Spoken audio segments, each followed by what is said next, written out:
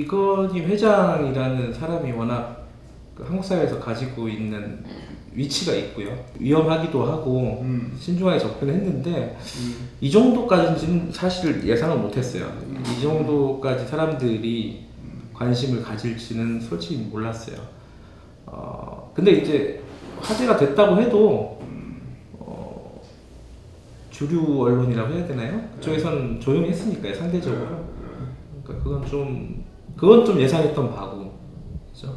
근데 이제 인터넷이나 이런 쪽으로 이렇게 많이 빨리 이렇게 확산될지는 몰랐죠, 사실.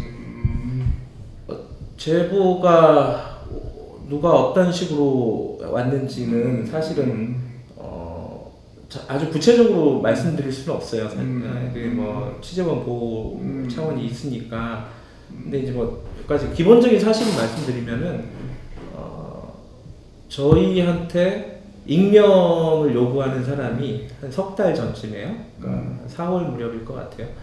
어찌됐든 비슷한 물건이, 그러니까 뭐 동영상이라는 물건이 굉장히 여러 부류의 사람들이 여러 창구를 통해서, 언론사도 그렇지만 예컨대 뭐 삼성하고도 접촉을 한 건 팩트가 됐고요. 그런 식으로 접촉을 해왔던 것 같고, 우리한테는 상대적으로는 제일 마지막에 온 거라고 볼 수 있죠. 마지막에 온 거라고 볼 수도 있고, 그리고 그 제보를 한 사람들도 다르고요.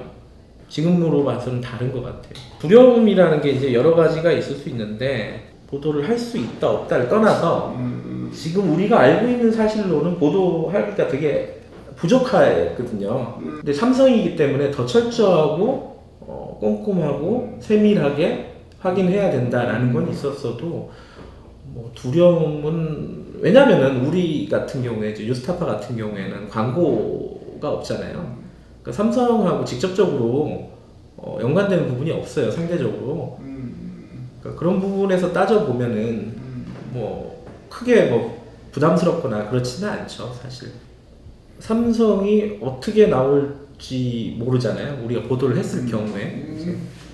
보도를 했을 경우에 소송이 들어올 수도 있는 거고, 뭐 최고의 변호사들을 가지고 소송을 하겠죠. 뭐 명예훼손이 됐든 뭐가 됐든 소송이 들어올 수도 있는 거고, 여러 가지 그러니까 다른 언론사들이 못 쓰게 이렇게 뭐 컨트롤 할 수도 있는 거고, 그런 부분이 부담스럽기 때문에 팩트로서는 훨씬 더 철저해야 된다, 다른 기사보다. 그 생각은 있었죠, 상대적으로. 이건희 회장이 자기 집에서 혹은 뭐 안가에서, 이른바 안가라는 데서 은밀하게 벌였던 일인데, 사생활이라고 얘기하는 사람들도 있고요. 이건희 회장이 어떤 제3의 여성과 불륜관계다, 뭐 톱 탤런트와 불륜관계다, 이런 동영상이 저희들한테 만약 들어왔다, 그럼 저희들은 아마도 보도하지 않을 것 같아요. 그건 사생활이기 때문에. 물론 그 안에 뭐 동관계가 있다거나 이러면 좀 다른 문제가 되겠지만은, 그냥 뭐 불륜이다 그러면은 사생활에 가깝다고 저희는 생각을 해요. 그런데 지금은 그렇지 않거든요. 몇 가지가 있어요. 첫 번째, 불법 성매매, 그리고 그룹 차원의 어떤 개입 정황, 계열사 사장의 이름이 나왔고, 이걸 종합해 봤을 때 이걸 단순하게 그냥 사생활이다 라고 치부하기에는 얘기가 너무 커져 버렸어요. 저희들은 그래서 방송을 했던 거고, 그게 소재는 선정적일 수 있어요. 프레임을 저는 이제 어제 이제 KBS 뉴스 같은 경우가 대표적인 것 같은데, 일단 이게 그냥 묻어버리기에는 너무 커져 버렸어요, 얘기가. 왜냐면은 지금 한 뭐 900만 명 가까이 동영상을 봤는데, 그럼 볼 사람은 거의 다 봤다는 거거든요. 첫 번째는 이건희 회장이 범법자라는 거예요. 첫 번째. 자, 성매매라는 불법적인 행위가 오랫동안 굉장히 상식적이지 않은 양태로, 비정상적인 양태의 호화 성매매가 오래 지속됐다는 거, 그 한 가지. 두 번째, 기업 차원의 개입이 있었을 정황이 나타났다는 거, 그 두 번째. 그게 뭐 비자금이 됐든 뭐 금융실명제 위반이 됐든 그건 뭐 지금 상황에서 얘기할 수는 없지만은 그런 정황이 있다는 거죠. 그 세 번째는 그럼 이걸 찍은 애들이 또 문제인 거예요. 범죄죠, 범죄. 그 성폭력 방지법 위반이란 말이에요. 찍어서 왜 찍었을까? 당연히 삼성에게 뭔가를 요구하기 위해서 기획한 촬영이었다. 저희들은 그렇게 보고 있거든요. 자, 그러면 이건희 쪽이 있고 이거를 기획해서 촬영한 범죄 집단이 있단 말이에요. 둘 다 문제라는 거죠. 그 두 개를 다뤄야 되는데 어제 이제 KBS 뉴스가 이제 대표적인 건데, 자, 뒤에 게 문제다. 이 찍은 애들이 문제다. 근데 이건희 얘기는 쏙 이제 빠지는 거죠. 이제 얘기해서 그렇게 프레임을 짜는 거라고 보는데, 저는 경찰 수사에서 양쪽 다 수사를 할 수 있다고 봐요. 근데 그 양쪽 다 수사를 뭐 부담스러워서 못할 가능성도 있겠지만은, 그렇게 의도적으로 한쪽 상황, 한쪽 사실을 숨기는 게 저는 문제라고 생각을 하고, 사실이 나타났으면은 균형 있게 이런 것도 문제고 저런 것도 문제고 뭐 이렇게 보도를 해야 되지 않나. 적어도 이제 뭐 정상적인 언론이라면은 JTBC 인용 보도를 했죠. 인용 보도를 했고 뭐 한이 많이 이제 그 세간의 관심들은 있었는데 뭐 그냥 인용 보도했고 저 뭐 그 아주 적극적으로 취재를 나선 것 같지는 않고요. 근데 좀 이제 글쎄요, 이게 손석희 앵커가 어제 이제 그 앵커 브리핑을 통해 가지고 여러 가지 부연 설명을 했는데 그 부연 설명도 저는 좀 잘 납득이 가지는 않아요, 사실. 언론사는 어떤 사실이 있으면은 보도를 하는 거죠, 보도를. 그죠? 우리는 그 보도에 대해서 고민이 있다고 보도를 하는 거는 뭐 좀 앞뒤가 좀 바뀐 것 같아요. 삼성의 반응이 가장 좀 놀라운 부분인데요. 저희들은 삼성이 어떻게 반응할지 몰랐잖아요. 몰랐는데 일단 그냥 예상했던 반응 중에 하나는 부인하는 거예요.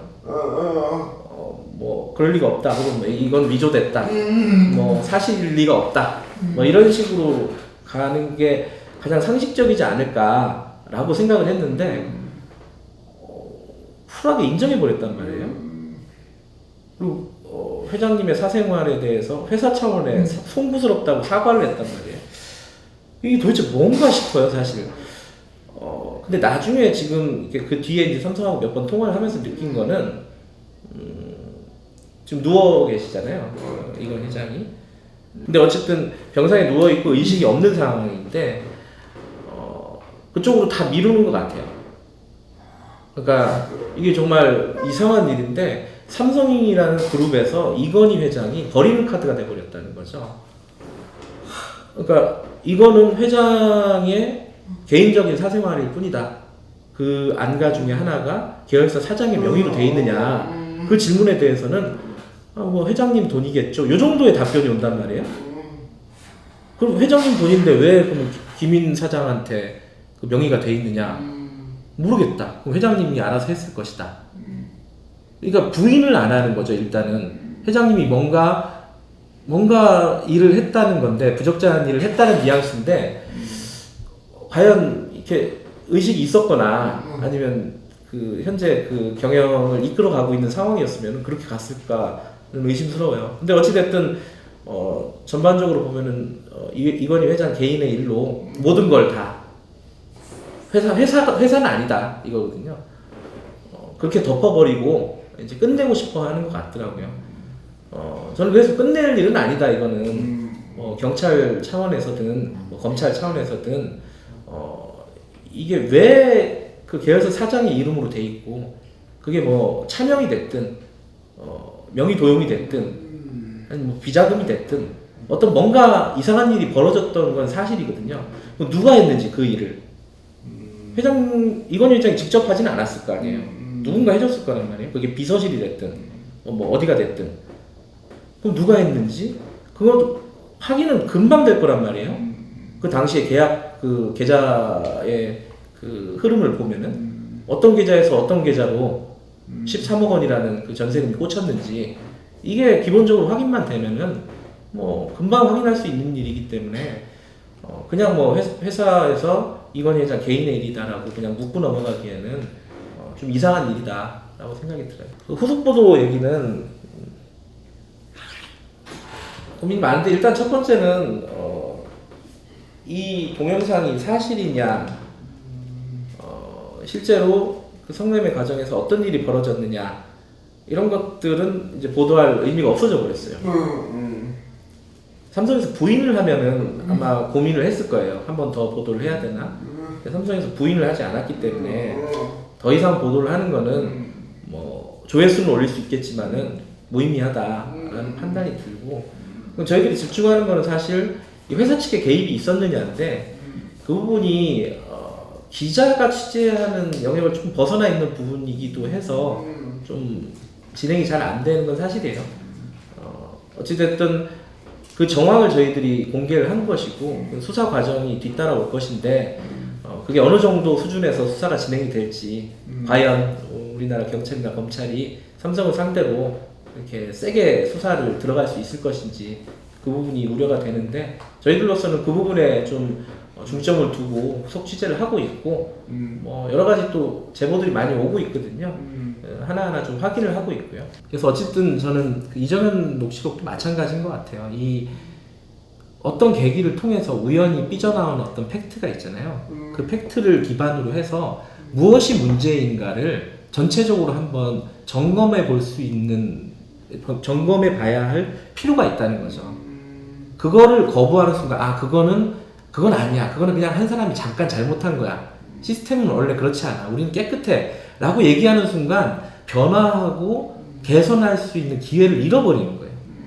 KBS도 마찬가지고 삼성도 마찬가지고, 기왕에 일이 불거졌으면은 왜 그런 일이 불거졌는지, 이 불거진 과정에서 어떤 문제가 있는 건지를 진지하게 생각해 보는 게 정상적인 시스템이라는 거죠. 저는 어쨌든 그래서 본질적으로 좀 비슷한 스토리가 아닌가라는 생각이 좀 들어요.